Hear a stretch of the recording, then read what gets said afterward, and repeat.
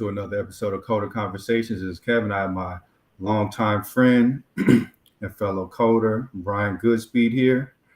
And Terrence will be joining us a little bit later. What's going on, Brian? Oh man, nothing much, man. Blessed and highly favored, man. How about yourself? Man, I can't complain, man.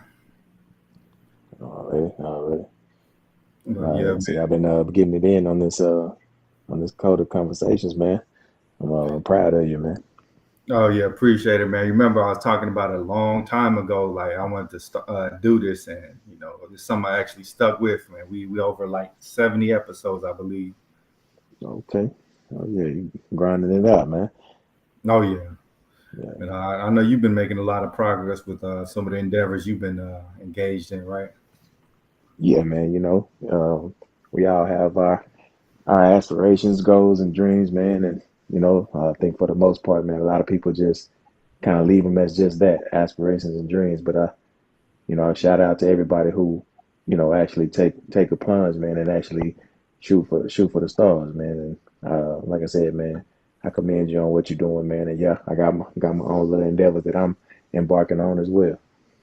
Man, about 6.5 years ago, man, we were both kind of like junior developers at Consult More, making $30 an hour, feeling like I was like a good bit of money.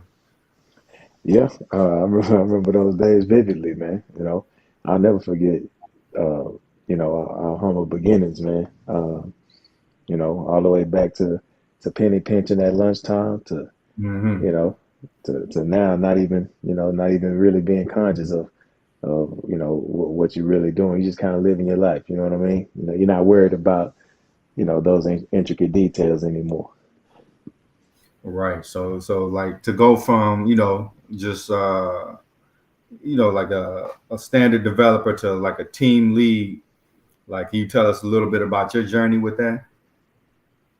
Yeah, I mean, to be honest, man, I never really imagined myself, really being a lead. I remember when I first, started coding. I mean, I was super young, man. I didn't have any actual training or anything. I just always was interested in, computers. And when the internet came out, I was just all over it, man.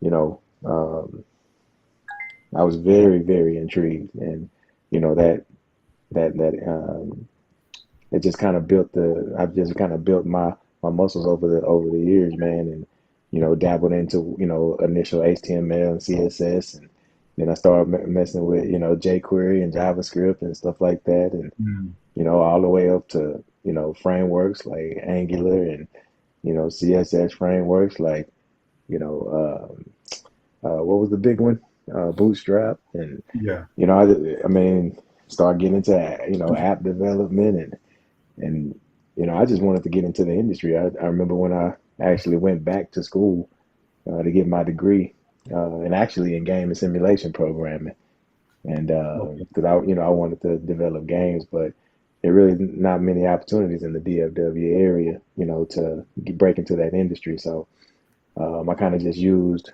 my foundation in, like I said, web development and kind of app development, and just kind of shot for that. And that's kind of how I broke into the industry.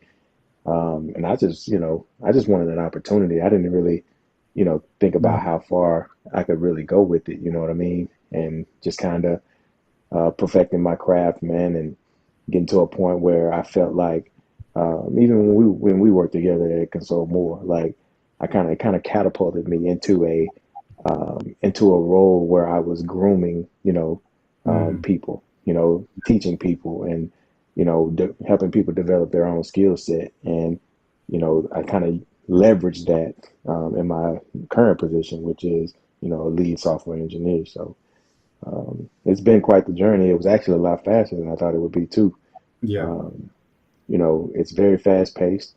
Opportunities are vast. I think software development has taken a stronghold, in just everyday society. Like you can't really interact with hardly anything these days without it being programmed in some form of, or fashion. So it's Mm. definitely a lot of opportunity, man.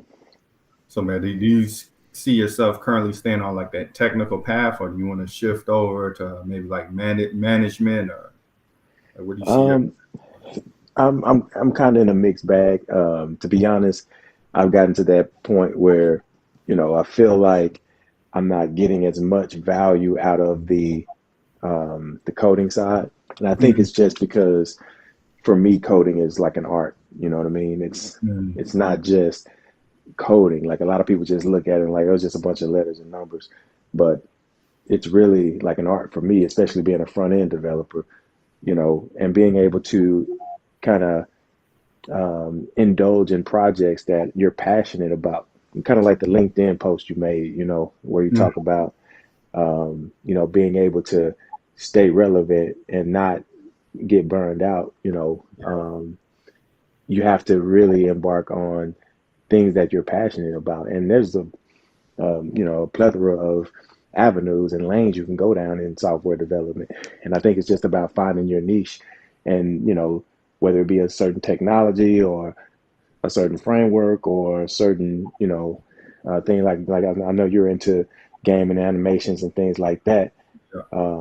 That's a subset, whether it be web development or like I said, productive apps or even mobile games or whatever it is. I think it's just a matter of finding that. And I think I've lost that.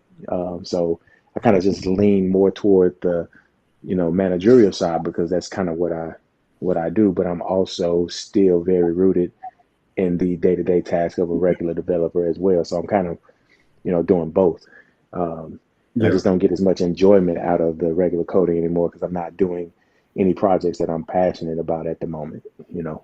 Yeah, yeah, that makes sense, man. That's a lot of that's something that a lot of people early on in their careers they don't really think about. Like once you get 5 or 6 years into the industry, do you still want to be hands on with the code, or you want to move more towards like a managerial thing where you back up and let the people beneath you do their thing? It kind of takes a Yeah. shift in the mindset. Yeah. For me, I do find value in grooming and, helping other people develop their skill sets as well. Mm, I do find value in that, but I can't say that that's like that was my goal or my vision. Like I thought I would just code forever, yeah. to be honest, because I was so passionate about it. In the beginning of my career.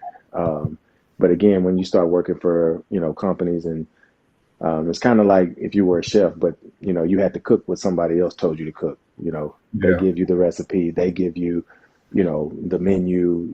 It just kind of removes the creative, aspects Hmm. of it, which is what really drew me into software development. Was I'm an artist by nature. I can Right.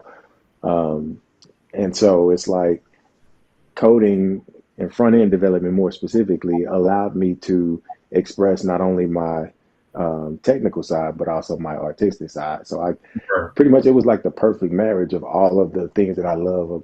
As far as my personality traits, like I love problem solving, I love tech, and I love art.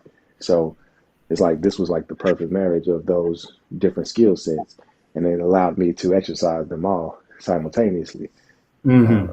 And that was very valuable to me and very rewarding. But what's good is it to be an artist if you don't get to draw or paint or create Right. what you want? You know what I mean? Yeah, it's kind of almost like you're like a technical, technical artist now. Kind of like draw this diagram, draw that. It's not like you're just expressing your creativity. So, do you feel like that's Exactly. kind of what demotivated you from really like wanting to code hands on? That's a part of it. I think another part is um, not just that. That is a big part of it. I would say probably that's the biggest part of it. But I also think that your environment also plays a part in that. Yeah. Like as an artist, you get inspiration from the things around you. And if you're not in a positive environment or environment that you deem, inspirational, then it's hard to even if I did have the leeway or leisure to, you know, express my creativity, my environment kind of dampens that, just Mhm. because it's not the most inspirational environment. So I feel like, being in a work environment that is beneficial or at least lends itself well to your inspiration also is important too. Kind of like Yeah. your work culture. Yeah, yeah, man. Most definitely. Like I think after a while, people just sort of mold to the overall culture of the company. Like we come in a lot of times thinking we're just gonna shake things up and change, but like you once you start butting your head against the the long standing principles, it's kind of like, oh, okay, well, this ain't changing. This is just too Right. deeply rooted. Yeah. Yeah. And I think that's where being in a managerial position or a higher position kind of opens up the doors for you to actually make more impactful and everlasting changes in an Mm, actual company's culture because you basically get to call those shots. And I will say, to a certain extent, I do have some of that power, but your front end is only as powerful as the back end that it is talking yeah. to. So, I don't have any impact on that side. So frustrations that I experience in other areas still affect me that I have no control over. So it's a multifaceted experience that there's no one single thing, but you can definitely feel those pressure points. Hmm. Man, I know your job has been remote the past couple of years, man. Do you ever think about, hey, I kind of want to go back in because it's more of a social environment, or are you cool? Um, You know. there's definitely benefits to being in the office. Remote work is definitely something that I've kind of ingrained into my day to day life Mm, now. It's kind of like that's just what I'm used to. So it's almost the inverse for me now. Like into the office is weird to me now. Like I've yeah. been, even prior to the position that I'm in, we were remote at Consult more toward the end there, and so I just kind of grew accustomed to that. And then when I switched to my current position, having to go back into the office, yeah, like I said, there are benefits to that. Social interaction is cool, but I'm not like an antisocial person, as Hmm. most people probably stereotype, Yeah. coders. I'm a very social person, so I get enough social interaction outside the office that I don't need it during my workday. You know what I mean? Um, Yeah. to be honest, for so long, the majority of my life was just centered around, my children. So that's, pretty much what I, thrived for. I Hmm. wanted to be, just kind of interact with my kids and then, on the weekends, go have fun with my friends or whatever. So it was Right. kind of like a work life balance already existed for me, um, even when I was working in the office. So just being able to be remote just allowed me to kind of control that and, a little bit more. Um, I just like the ability to, manage not only my time better, but you don't always just feel like grind for Yeah. 8 hours straight. Sometimes you want to break up the monotony and, you might want to take a little break here. But, if you work in the office exclusively, you can't wake up in the middle of the night and be like, you know what, I can't sleep. I'm gonna get some work done. You know what I Yeah. mean? Like Right. it kind of restricts you. Like I think being able to work when you're most ready to work gets you the best results, whether Yeah. that's 8 a.m. or 8 p.m. Like, and it might be one time today, but it might be a different time tomorrow, and that flexibility is it's priceless, man. So no, to answer your question, I don't really miss going into the office, but I do recognize the value that it holds for some people. Yeah. Yeah. I think like I wouldn't even say a hybrid approach, but more like an optional approach to where, hey, if y'all want to come into the office, you can, but we're not going to force you. I think that will work good for a lot of companies, kind of like giving people the choice. So say like you just want to be more social, you can just pop in, but they're not Yeah. forcing you in there. And then you got to think about, what is it like? What does it do for you? Like, I know you've had a mixture of the two as well. Mhm. What value do you find in, the office? Yeah, I think like the value I found probably was just actually meeting a lot of cool people and interacting with them because things in person are always a little different than through video or text. You know what I mean? It's kind of like, okay, watching a video of Puerto Rico as opposed to being over there on the shores. You know what I mean? Right. So like from a social aspect, it's good, but like I think the commute outweighed, you know, the commute like worn me out. So I was kind of like, Yeah, okay, I'm cool not having to go in. Like, you know, Corona was kind of like, that was like the one good thing about Corona was stay home, spend more time with, you know, friends and family or whatever. You know what I mean? right. Now, So what if you lived like in a very dense metropolitan type area or like in the downtown area where you literally could walk to your office? Would that make a difference? Like as far as if you didn't have a commute and you yeah. just had it, would you feel like you would go in more often then? Oh yeah, yeah. Like this current job I got is about 20 minutes away, and you know it's not like the highway 20 minutes, more like city 20 minutes, where you know you kind Yeah, of taking the easier roads. So you know I don't right. mind like going in, but uh, you know when I first came to consult more, I was all the way in like Wiley, and I was like what 30, no, about 45 minutes like minimum, like in good Yeah, traffic. So, you know, yeah, by the time I got to work, I was like, I'm kind of through. You know what I mean? yeah, So, yeah. I mean, I remember having to travel almost an hour to Richardson oh yeah, one way. And that was, oh man, that was painful because you think about, when you start thinking about your job, and most people say 9 to 5, but they really forget about how much the commute really saps you. Because not only do you mhm, have to count the time that you're traveling, but you also have to count the recovery time that it exactly. takes to, because when you get home, you're so exhausted from not even just work, but just driving and sitting in Yeah. traffic. And, that takes a toll on you. So now it's like Mhm. anything that I thought I was going to do when I got home, I don't even feel like doing that anymore versus, Exactly. not having to, spend that 2.5 hours, a day that you're not getting compensated for. It's really costing you more money to, you know what I mean? Overall, like it's costing you time, money, resources just to go somewhere to do something that you could obviously do at home. Now, obviously, every Yeah. job isn't remote, worthy, but I mean, what we do, I mean, there's literally outside of like having meetings and again with Zoom and video calls, it's really even that isn't even necessary anymore.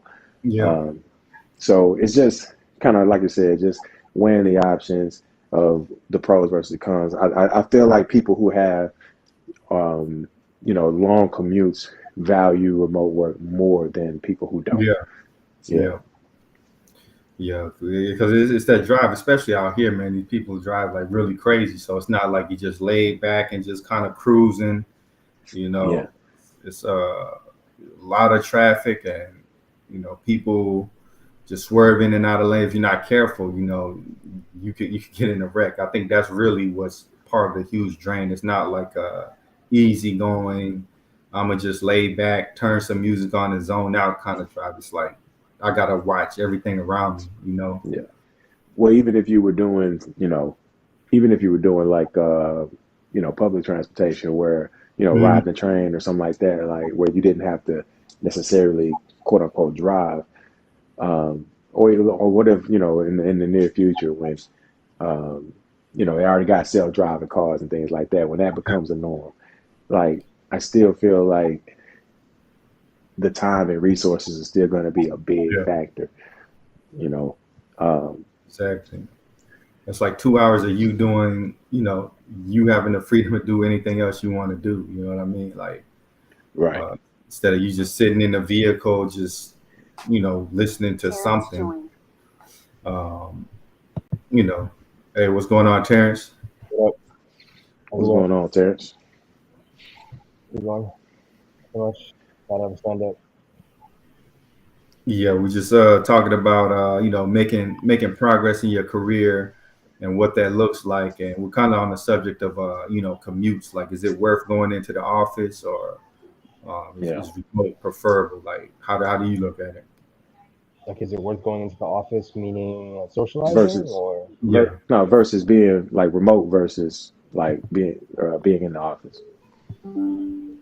um? I'll say this: like being in the office for me, um, I think if it got me out of my shell, like being around people and like forced to talk to people. Like I tried doing the whole like I'm just gonna just wait for my ticket to come in and just work on my stuff and not talk to people. But I'm like thankful enough that like I had a manager that was like, no, like go talk to so and so, like they'll have the answer for you, and go reach out to this person, like if you have a question about a product or something, like so I see the benefits of actually going into the office and not just being remote, because you uh I'll say this, like I've met or I've seen other people that have like what do I say this, like we've onboarded people remotely and I've never met their face. And when they leave, I don't feel any type of way. Like, okay, they came and they left, like, like, but I've never met them personally. But like recently, like people that I've gotten let go that I've like broke bread with or like hung out with, it's like, dang, okay, like so and so left. All right, that's cool. Like, well, like keep in touch. You know what I mean? Yeah. So what would you say your preference is though?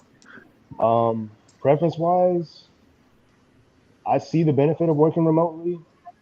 I just need some type of social like substitute, if that makes sense. Yeah. Like, So do you feel like you're, so I was kind of making that point. Like, do you yeah, feel like outside of work, do you socialize often outside of work? I try to. Yeah, I try to like Okay. to make up for the fact that I'm not like going anywhere. Like I try to have my lunch outside, or I'll go and like just like go on a morning walk or whatever, and talk to my neighbors and stuff, see how they're doing. Like Yeah. I have to have some type of socialness, because if I'm just cooped up in the house all day, like the first person that talks to me, I'm just gonna word vomit like like everything onto them, because like it's it's not You it's haven't had an outlet prior to yeah, that. I haven't had an Yeah. outlet. Yeah, Mhm. exactly. Like So even I if you was making gotta, a point. yeah, go ahead. Um, I was just I'm gonna kind of Yeah, get bring you up to what I was saying. I was right. saying that I feel like people who have less natural social interaction outside of work Hmm. prefer um, prefer the office because, again, like what you just said, that's where I get my social interaction from. Right, Because like I was telling Kevin, like for me, I'm a very social person outside of work. You know, right. um, just naturally. So for me, I don't necessarily um, need work to, or you even utilize work, for social interaction because I get so much of that outside of have. Mm. Yeah, I would say like it all depends on who you are, right? It varies person to person, right? If you're very social outside of work and you don't use work as a social uh substitute or like your social life, then then yeah, like remote work might be for you. But if that is your only outlet, then you need to go into the office. Then I would try to find a place that actually has like an office to go to, because it seems like a lot of people are trying to stay remote. Like I don't know a lot of companies that are trying to do the in office thing besides the one that Kevin told me about. And So is that like 5 days a week or no? the job I'm at, Yeah. yeah, it's 5 days a week, but I could pretty much leave at I just have to clock in, but I'm pretty much free to leave whatever time I want to and finish up the work at home. So I don't really mind it. It's not like you need to be here for the full 8 or 9 hours. Mhm. So for me, it's fine because it allows me to be social, get out, but I'm not stuck. I'm not like it's not like it's a prison. You know what I mean? Like Right. you need to be here. So yeah, I don't mind that. So like, okay, over the course of y'all's careers, man, how do y'all feel like y'all have changed like for the better, like increased confidence or like from you as a Um, junior to now? so that's probably a better question for for Terrence because you know me, Mm, man. My confidence been through the right. roof. For that's just me. That's just my personality naturally. So I've always you know overflown with or overflowed with confidence. Mm, So That actually is what allowed me to be so, in my opinion, successful in my career is my level of confidence. Right. I've never been into an interview or had a conversation or a meeting or anything where, I felt timid or out of place. Like I feel very much so, comfortable, confident in talking to people because I feel like this. I'm not going to talk about something that I don't know what I'm talking about. Yeah. But and so if I'm talking, you best believe I know what I'm talking about. And Mm. I just kind of run with that, man. And it's served me well. So do I feel like I've gotten more confident? I won't say I've gotten more confident, but I will say that I've gotten more comfortable. If that, I think that's a better word for me. Right. What about you, Terrence? Uh, I've I've seen like a drastic change. I had a conversation about this actually last night, um, and just reflecting on that was like, wow, yeah, I do see a big shift, right? Like Yeah. for me, being I call myself an introvert. I was very introverted, like super nerdy and like to myself, and only really talk to other, like-minded individuals and stuff like that. So it you know, being in an environment where I had a boss that sort of made like pushed me out there and said like, hey, go talk to so and so, go hang out, come to social events, et cetera, et cetera. Like that sort of helped me to become social and learn to be outgoing and just get comfortable with talking to people. Like I'm right there with Brian, where these past 3 or so years in my career, I've become more comfortable in myself and how I dress and how I take care of like not just like socially, but just like mentally, physically, like spiritually, like everything sort of has Yeah, just like done a 180. Um, and so personally, yeah, my confidence has boosted up. I'm not gonna lie. I had an ego at one point. I thought I was, on top of the world and I could Yeah. do anything and I had to humble myself and bring myself back down. But yeah, no, for real, like it yeah, my confidence, like I'm pretty high up there. Um I don't shy away from challenges anymore. I'm like, give me whatever you got and I'll figure it out. And if Mm. I get stumped, I get stumped. But like at least I tried. yeah. Hey, that's why we could go to Stack Overflow. Yep. Hey, I remember Kevin. Was that you that sent me? I think it was you. It was either you or it might have been. Actually, it might have been my son. I remember somebody had showed me a TikTok video or sent me a TikTok video, and it was basically. Matter of fact, it was my son. Um, and it was basically a software engineer that says there's nothing different between a coder and a regular person. The only difference is we know how to Google shit. like like Right. I mean, I don't agree with that, but it was funny though because my son obviously, he knows what I do. And he was just like, Dad, is this true? Like, is this real? Like, y'all not like actually super smart? Like, y'all just look everything up? Like, well, nah, son. I mean, usually there is some form of or a certain standard of intellect. Now, I'm not gonna say that everybody is just like a super nerd or anything like that.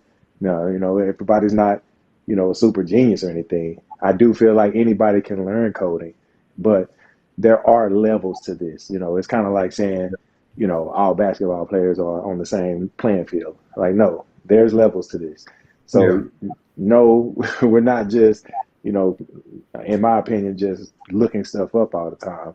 But at the same time, I feel like a lot of people um, look at the profession from almost from a like a segregated, type of person. Like, oh, it's only this demographic. Like anytime I tell people what I do, nobody ever look. They like, what? No, I wouldn't assume that. Like, well, Mm. yeah.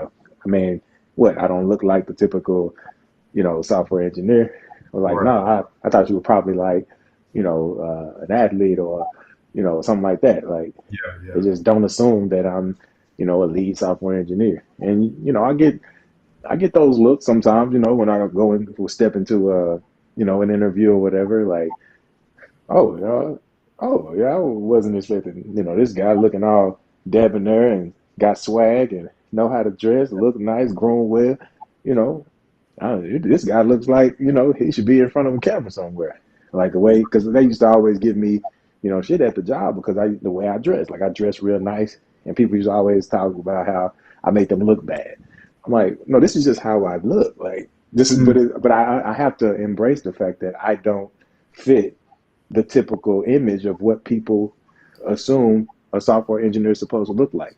So I got an interesting question to kind of piggyback off of that. Like, do you feel like software engineering is considered like a sexy or a socially prestigious field, or is it more so like, oh, no, that's cool, you know? It's definitely not sexy at all. But I do feel like when people hear that, they do hold it to a high esteem. I do feel like it's a prestigious um, Mm. position because most people don't know what software engineering is. They just hear the word software and the word engineer, and they're Yeah, like, "Oh, you must be, da da da da da." Like it does hold, weight, but I feel like most people just think like, nerd, you know, geek, yeah, weirdo, antisocial. You know what I mean? Like all of these things. And even though, yes, I am a nerd, I'm not a geek. You know what I mean? So it's like, I don't know how to really put it into words because it doesn't bother me that people assume that, but mm. I just recognize that stigmatism exists. Right. Because like if you say, "Hey, I'm Doctor Goodspeed," or I'm Right. George Goodspeed, like you're gonna get a certain reaction. Like someone be Hmm. like, "Oh, you're a doctor," but Yeah. I don't think I've ever had that kind of reaction from like saying I'm a coder. It's like, oh, okay, that's cool. Mm. How do you like how's the weather out there? Yeah, I get what you're saying. Like, um, it's not like prestigious in the fact that people idolize that type of position. Yeah. Yeah. And what was your experience been, Terrence? Like when you say I'm a software engineer? Um, it's usually, oh wow, like it's like, oh wow, like is it hard? Like I can never do that. Like they always make it bigger than what it seems. Mm. But like, Hmm. but just like the meme on TikTok, it's like I just know how to Google stuff.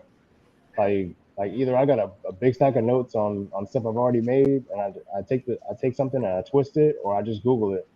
Hmm. Um, Yeah. and so, but yeah, it's like the reactions I get are more like just like, oh wow, like, did you go to school for that, or like how'd you get started, or um, I mean, there's always that meme of like people coming to you and say like, hey, I got an app idea. Like I've never gotten that, Yeah. but I can imagine that like it's pretty annoying Yeah. to get asking to build stuff. Yeah, Yeah. yeah, I've had that. I think that was more of a. I think that was more of a thing in toward the like 2010 to about 2015 era.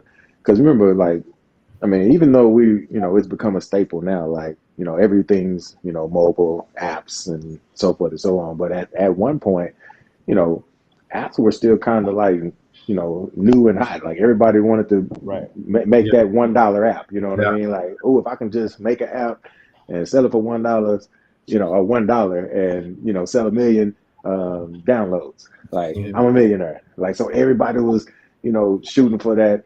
Me, Mhm. even we were. Remember, Kevin? Yeah, yeah. Like me, you, and Adam. Like I mean, that was like the thing. Like just like I said, like maybe like 5 to 8 years ago. Like we haven't really gone that far away from it. But I think that now, like it's just become like such commonplace. Apps just kind of seem like something that you just throw on your phone, and Yeah. nobody expects to pay for an app anymore. Yep. N- Right. I can't remember the last time I paid for an app. So it's like the idea of kind of creating an app or having an idea of an app that is going to Yeah. get you rich. I think that's just kind of gone with the time. So Yeah. Yeah. The hype mhm, around the industry kind of died down a little bit. It's yeah, kind of matured. even like Man. websites and stuff. Like Yeah. man, now back when I first started, um, you know, building websites and things like that. Oh my God, I couldn't turn, go a few days without somebody asking me, can I build them a website? Yeah. They don't even know what they're gonna. They don't even have any purpose for having one. They just Just wanted want one. one. Yeah. Yeah, like I want a website. I want what? How much you gonna charge to do a website? I'm like, I don't charge people to do. This not what I do. On the for a living. I don't even know what to charge you. Like, but it opened my eyes though because if I had any like thought process back then, I could have really capitalized on that. Yeah. Yep. But me being timid and not really thinking outside the box, you know, I just kind of let it sit by the wayside, and I built I don't know how many sites. I mean, countless number of sites in my time. But I mean, I think it's just a thing of the past at this point. Like Yeah. people asking, just regular people asking you to do this, asking you to do that. It's just kind of just our job now. That's it. Yeah. Man, so from you going to making $30 an hour to well into the six figures, man, do you feel like your lifestyle has changed a lot, or are you still pretty much the same person living a similar lifestyle but a little more at ease? Yeah, I think it's more that the latter. And not let's not forget about inflation because what six figures was back then would have meant a lot more. Like making what I make now 5 years ago would have made way more difference than it does today. I'll just say that. But with that being said, no, I don't feel like um, my lifestyle per se has changed. My Yeah, quality of life has changed, but yeah, I'm not like a very money driven person. I look at money like a tool. I don't look at it as a resource. I look at it as something that I utilize to create, more money. You know what I mean? Like I don't really look at money as something that I just go spend to purchase things yeah, that I want. I look at it as how can I use this or maximize, you know, um, this money. And so, no, I wouldn't say that my life has changed drastically, but it has allowed me to realize certain comforts, certain, I guess, ease of mind, not having to worry about like living check to check, being able to actually mm, embark on endeavors that I've always wanted to do, kind of pursue my dreams. You know what I mean? yeah, Um, the best use of money is to kind of buy back your time. I think most people are so used to trading their time for money. I don't think anybody realizes the fact that you can actually trade your money for time. right. Um, and I would much rather trade my money for time and allow my money to make money instead of me having to consistently trade my time for money because Mm, that's the one resource that you could never renew. yeah, So you can make more money, you can't make more time.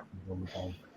yeah. Like for me, I think like the first like 60K going from like 20K to 60K made the most difference. Like I'm finding like okay, I'm making a livable wage. I can get my own place. That was like the biggest change. Mm, yeah. So do you feel like um, that transition, like, was that a staple in your career? Like, do you feel like that pushed you further, or it was more or less just like Yeah. in the moment thing? Like, did you think outside of that particular moment, or was it just you were encapsulated in that moment? I think those jobs I mentioned, I was paying like 11 an hour, 10 an hour. I was like 29 making 11 an hour. And those jobs are really dangerous. Like I was working overnight at a hotel, like the only employee in the hotel. So if a fight Mm, happened, somebody walked in off the street, it would be up to me to handle that. And right. same thing Mm. with McDonald's, like they kind of grind you to the bone. So getting that first job because when me and you were at Consomo, I was like, man, is this real? Like, is this like legal? Like, it's like so Yeah, late. it was just a different paradigm, man. Like I've never been in a work environment where, you pretty much just kind of set your own tone. You report your own hours. Nobody really checking for you, or you kind of just do what you want to do. Like, Sounds like a and at first, playground. yeah, like it's like at first you feel guilty, like man, I I It's feel real. guilty, but then I feel like I'm supposed to be working for this money. Huh? But you get to a point where you're like, no, like I deserve this. I've Yeah. worked hard, all my life. I deserve to kind of kick back and relax a little bit and, kind of take it easy. So Yep. I think that kind of comes with the territory, man. And I think that's kind of the status quo in most like software development environments. I think that's the commonplace where you just expect people to just get the job done, because you Yeah. have a definitive beginning and a definitive end. The time that it takes you to get from point A to point B is not necessarily, you know, the focus. It's just making sure you get it done. So whether it takes you, a week or 2 days, as long as it's reasonable, the time that you take is reasonable based off of what the expectation is, then it doesn't matter what you do in between, as long as the end result is satisfactory. Right.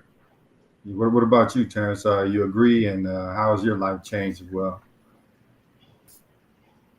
I mean, I it's changed.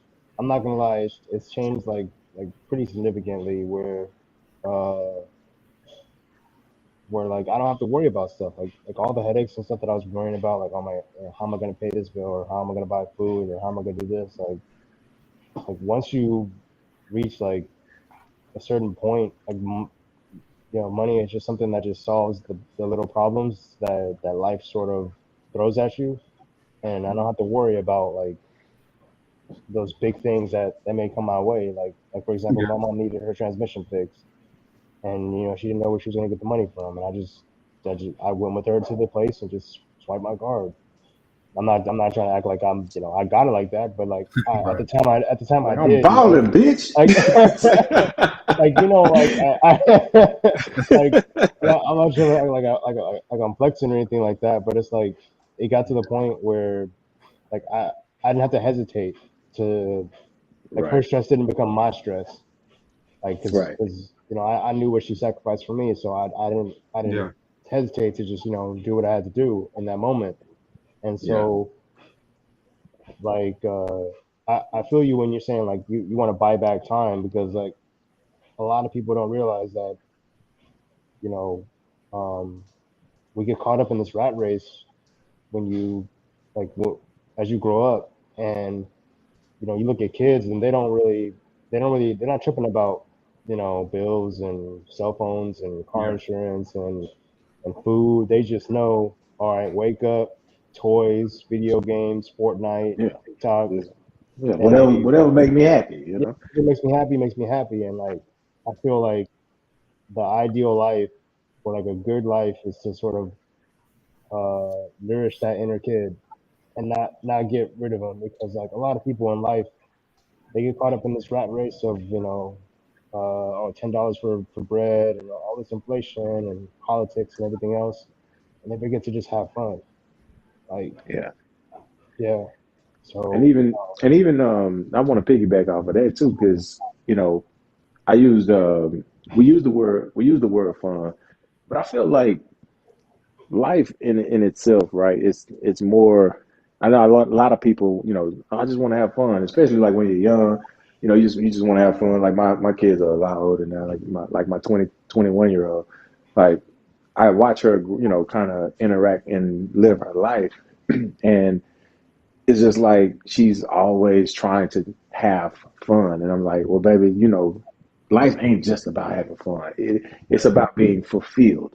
You have to, live a fulfilling life, a rewarding life. Now, yes, there will be fun in there, but some things that are rewarding, like even for me, like as a parent, raising my kids, and it wasn't always fun, but it was very rewarding. Um, even something as simple as enjoying a drink on my patio, it's not fun, but it's rewarding. You know what I mean? Going on right, whatever it is that you want to do. I think that people tend to forget about what just makes them happy outside of having quote unquote fun. And I think right, that when people get back to that, then the focus won't be so much on what you're doing, but you're doing it how it makes you feel. Yeah, Yeah. Yeah. yeah. And I want to clarify, like, I don't mean like having fun as in like, oh, I want to go out and travel and all that stuff. It's more so in the sense that you described it, like what makes you happy, Right. right? Like if having a drink at 7:52 p.m. and sitting out on your patio like makes you happy, then do that.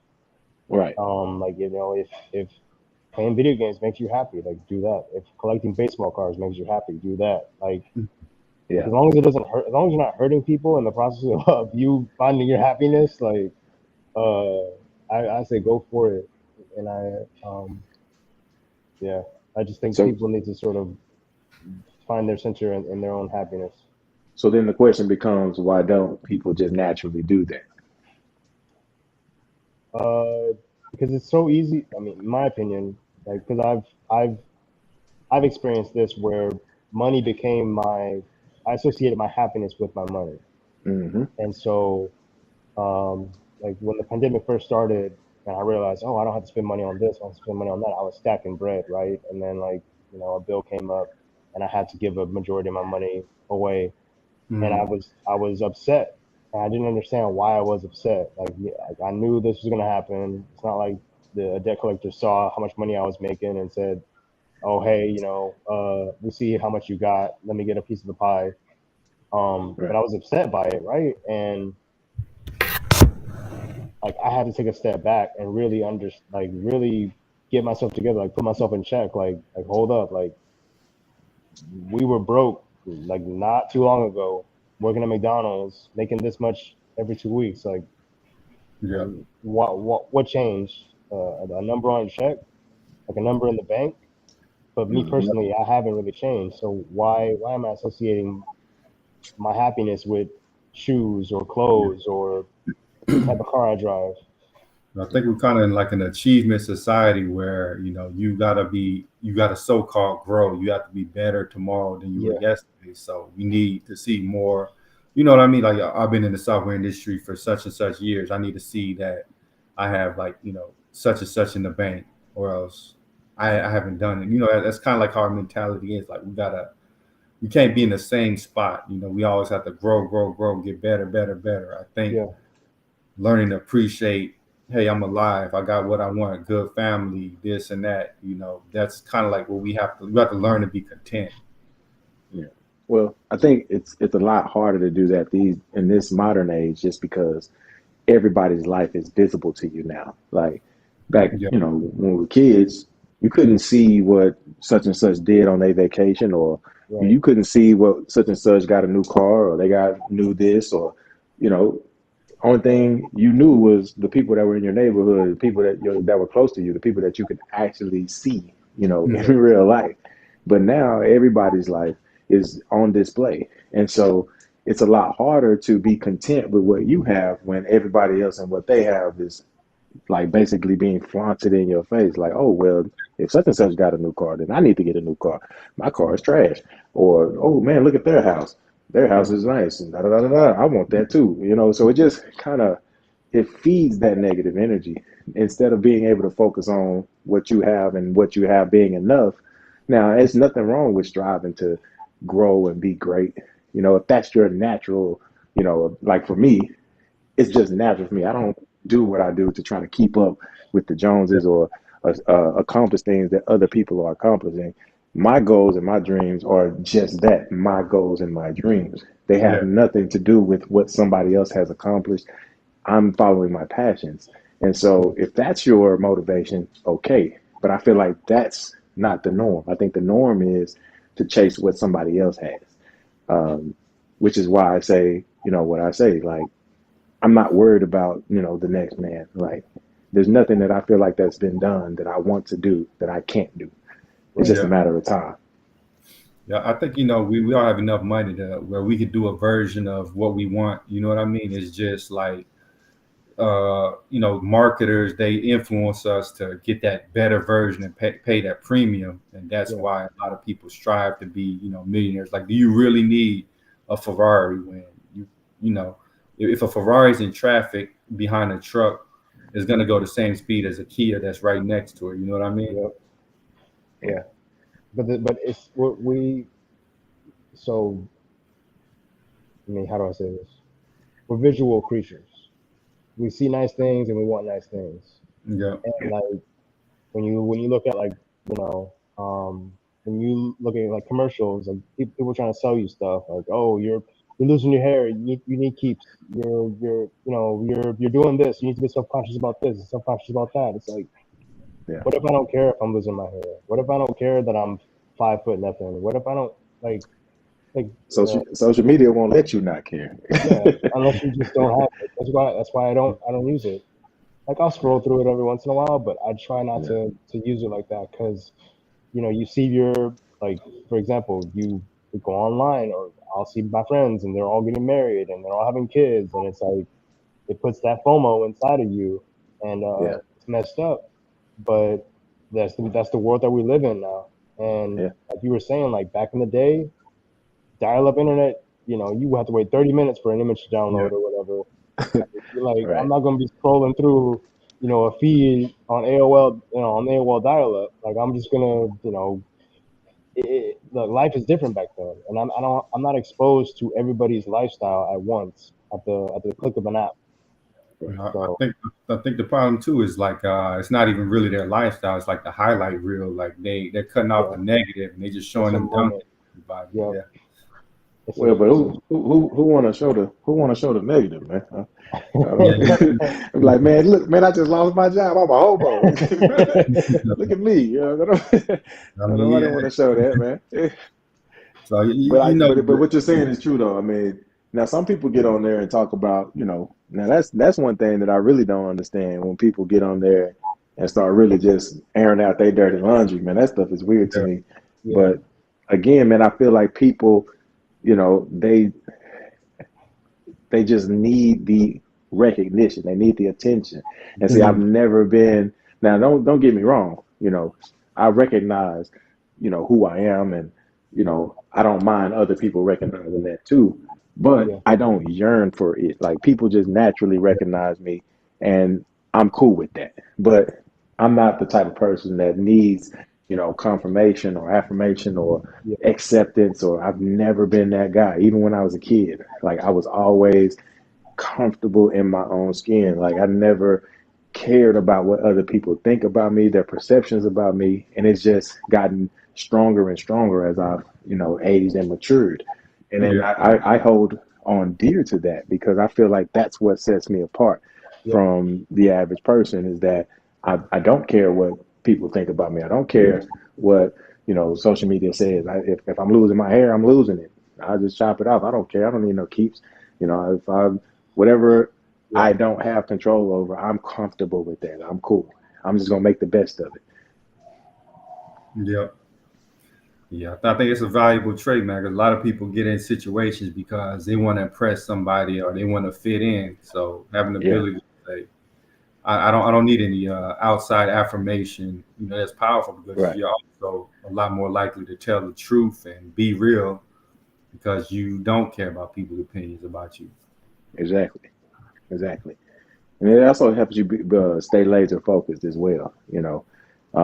Most of the time when I'm not focused, it's my own fault. It's not because somebody distracted me. It's Mhm. because I'm just being lazy. You know what I mean? Like, which I feel like we all have those moments. No, Um, but for the most part, man, I just do me. And then I know that's such a cliche phrase. I'm just doing me. But there's a lot of weight if you look at what that's saying. you know, I'm just doing what pertains to me and only me. Now, some other people, and outside things may pertain to you as well, but it's your decision to make those things pertain to you versus allowing people to pile things on you that you never really wanted in the first place. Uh, mhm. and so for me, I still really go by that phrase. Like, I'm just going to do me. I've been down that path where I allow people to pile things on me and put things on me that I didn't necessarily want. And it didn't Yeah, lead me down, a positive path. But now, once I broke away from that and I actually started concentrating on the things and the people that are near and dear to me and not allowing outside influence to manipulate that, then I started, actually living a holistic life. So that's super important, man. So like when y'all started making progress, did y'all have like a lot of people supporting you and like like awesome, that's good, that's great, or did y'all also have like haters like oh you ain't all that? Uh, It's always gonna be haters, but you know, Right. you can't get away from that. But no, not for the most part, man. I mean, that I will say that I've been quite blessed to not have a lot of negative influence or impacts from people, But Mhm. I guess my circle has always been, small. Like Yeah. I'm just not the type to really just, obviously I know a lot of people, but you know what I mean when I say like my circle, the people that I, you know, connect with and Yeah. communicate with on a regular basis and interact with on a regular basis is very small. And I think that because of that, I've I haven't, experienced some of the negative influence and negative, or what you just, described as haters, Yeah. as some others. Do they exist? Yeah. Do people hate on me? I'm sure. But they're not around me enough for it to affect me. And even if they were, it still Right. wouldn't affect me because, like I said before, I just don't give a damn. Like, Right. you gotta be that way. You Yeah, gotta you gotta be that way. you remember you were telling me like it was a long time ago, like at work, when you would dress up, people make kind of like little underhanded comments, like yeah. But you know, they say that um, that's the biggest form of flattery. Hating is the biggest form of flattery. Like the only reason you even made a comment is because yeah, deep down inside you actually like what you see. You actually envy me. You actually love me. You know what I mean? Yeah. You just can't bring yourself to say something positive because you feel like if you bring me down or you break me down, then I'll be more closer to your level. But what you fail to realize is that I'm steadfast. I got the deepest foundation that probably on the planet, as far as I'm concerned. Like I can't be moved. You know what I'm saying? No force of nature can move or make me falter. Like it just can't, man. I'm just that solidified in who I am and myself. what about you, Terrence? Um, I mean, I'm not.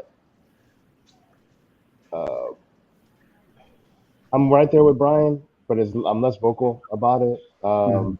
My dad has a saying. He's like, if somebody doesn't like him, forget him. He doesn't say forget. He uses a very Yeah. vocalized. So Hey, that's my motto and, right now, and man. so Go ahead. Right. and so like when it comes to that, like I didn't get it growing up, but then now like as I matured and grown up, I get it now. Like there's some people in life not everybody's gonna like you, right? I used to be the guy that tried to get everybody. I wanted everybody to like me. Yeah. I wanted to be accepted by everybody. I wanted to be to have everybody's attention and be the class clown and stuff like that. But I shot myself in the foot every single time. I never understood it. But I learned that it's not about is like my validation or acceptance shouldn't come from other people. It should come from within. And like it took me a long time to Right. really realize that. And and I don't want to stray too far from the topic because I feel myself going on a left field tangent. But yeah, man, like you gotta have confidence in this game, in life in general, right? Yeah. And I feel like Yeah.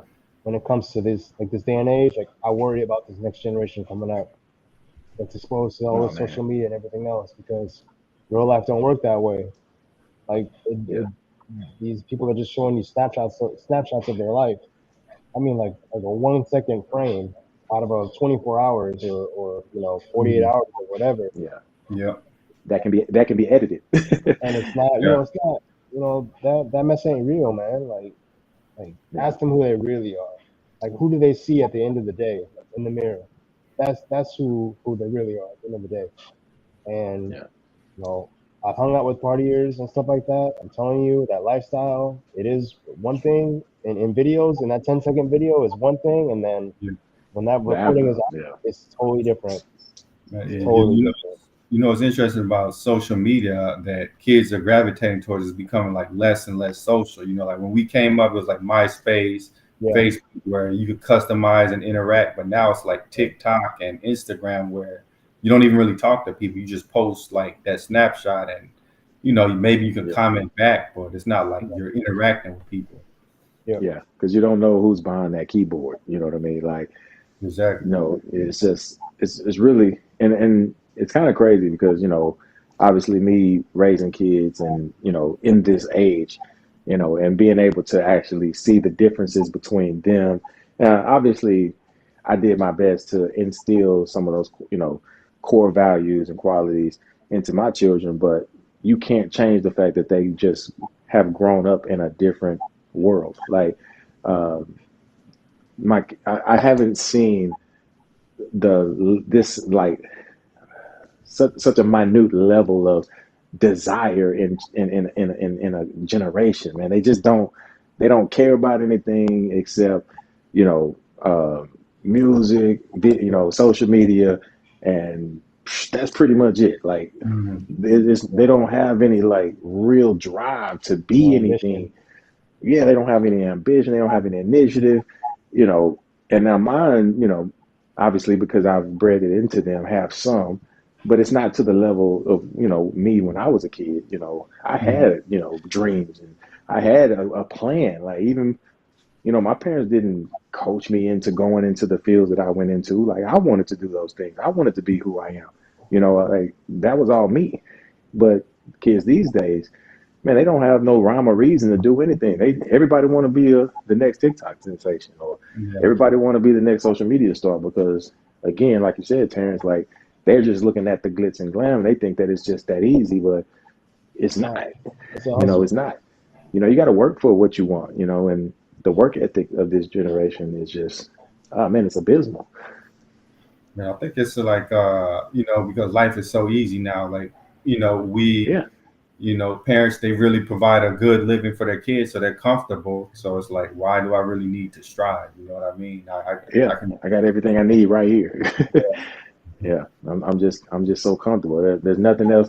I'm getting food. I got a roof over my head. I got clothes on my back. I got transportation.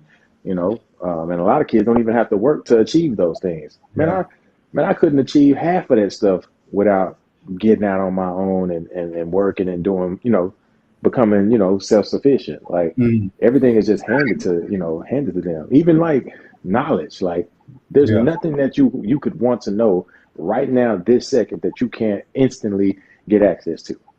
We didn't Right. have that. They don't have to work for anything. So everything is handed to them. Everything is just given to them on a silver platter. So if you don't have to, if you know that everything you could ever want is at the tip of your fingers, what's going to make you get out of bed in the morning? What's going to make you, push to try to figure something out? Nothing. Yeah, nothing. Progress is kind of painful, man. So you have to have an incentive to want to make that progress. I think Yeah, like even entertainment caters to these kids, like games. It's, with the exception of a couple, it's so easy that they don't have to struggle to win. Like yeah. everything Yep. is like just exist. Achievement. Yeah, you Hmm. get all these achievements. Oh, you collected five items. Hmm. Yay! like There's like a hand. what? It's false dopamine. Yeah. That's all it is. It's just fake dopamine. And Yeah, and these games nowadays, it's all it's algorithmic. There's an algorithm. Sorry, I can't speak right now. There's an algorithm out that there that you. Yeah, you did the thing. Yeah. So like when these people figure out algorithms to make you wanna just to just they just drip feed you dopamine to keep you coming yeah, back.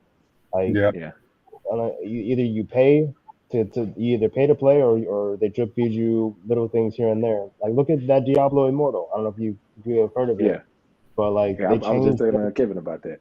Yeah. Diablo and made it pay to win. And like some people are enjoying that stuff, but the people that are enjoying it are already gamblers. They already Yeah, understand the name of the game. It's you pay money, you get a super hardcore character, and you fight other people that also paid thousands of dollars to, and you guys fight your characters and stuff. But yeah, yeah, yeah. it's just That's how it is, man. it's sad. Man, But yeah, what's crazy to me is like we're just, so many people just chasing stuff that doesn't exist, like digital thumbs up. What's a thumbs up really? When you cut the computer off, what is that? Okay, I got the coolest character in the metaverse. These digital clothes, like you cut the computer off. What is that? You know what I mean? Like, what are kids really chasing when we're that society's pushing them in that increasingly digital direction? I just think that like real, like you said, like when you turn off that account, when you delete that account, like what is that? Like, like, uh, for me, like I had a Facebook account and I never really got that attached to it. I had a MySpace account, I didn't really get that attached to it. Right. But these people out there that are like really attached to their social media presence and their followers and likes and stuff. Like if you delete that account, like I I I, I fear that some people are really gonna have like mental problems Breakdowns. because their whole identity is associated with this digital thing. But in reality, like who were you before that app came around, and who are you Mhm. gonna be after that app is gone? And like really Yeah. understand that. Like it in the grand scheme of things, this app is just an app, and like it don't matter. Yeah. But again, we're talking But as see, good. I gotta, I think I gotta interject real quick because you gotta think about it like this: being something like that you're not, like you talked about the $1,000 characters, and Right. that $1,000 character represents me being more than what I can be in my real life. Sure. So it's my escape, right? It's that's Escapism. Yeah. their yeah. It's like, okay, if I can't be the shit in real life, I can at least be the shit online. And that's really what pushes people, in my opinion, Yeah. to really engrave and really just, indulge in social media because you can, like Kevin said earlier, you can just show people what you want them to see. You can, you got a bunch of, fake millionaires on, online Yeah. because you can get prop money. You can get, you can Right. go rent a car for, a couple of for a photo shoot. You can go to somebody's, house or rent an Airbnb and act like that's your crib. You can put on whatever persona you want and get praise, get the thumbs up, get the hearts, because you're not getting those thumbs ups and hearts in real life. So if I Mm. can't get them there, then maybe I can get them here, and that sustains me. But it's all temporary, though. It's all fake. But people are okay with that. It's no different than fake booty or fake titties or fake hair or whatever. Like if I can't get it in for real, well, I just get it in fake and just look the part. Yeah. Yeah, yeah, man. That's society's interesting, man. There's more and more avenues for people to get the attention that they never got before. Yeah, Like it's Yeah. like But it's not fantasy. real. It's so Mm. cheap. It's like fast food. yeah. We in a microwave society, man. Yeah, Don't nobody wanna wait. They don't wanna build. They don't wanna create. They just want it now, now, now, now, now. Yeah. yeah, But So you kill the whole journey. You kill the journey of learning how to like for me growing up, I used to tear computers up and not know how to put them back together. But I just wanted to tear some shit up. yeah, But I learned so much by tearing stuff up and breaking stuff. Like yeah, my curiosity led me to spill soda on a PC. Okay, that's what a short looks like. Okay, let me like let me take apart this PC and lose a couple of screws. Okay, well I needed that screw for this. Well I don't got it no more, so this don't work no more. right. Um, it's Trial just and error. yeah, all that trial and error just goes out the window when you can just open an account and scroll through whatever and just take away the thrill of life. Yeah, yeah. But yeah, man. We've been at it over an hour, man. I think it's a good place to end. What y'all think? Yeah, Yeah, man. yeah, man. It was good convo, man. Yeah, Good yeah. conversation. We appreciate y'all for tuning in. We'll catch y'all next time. Peace. peace.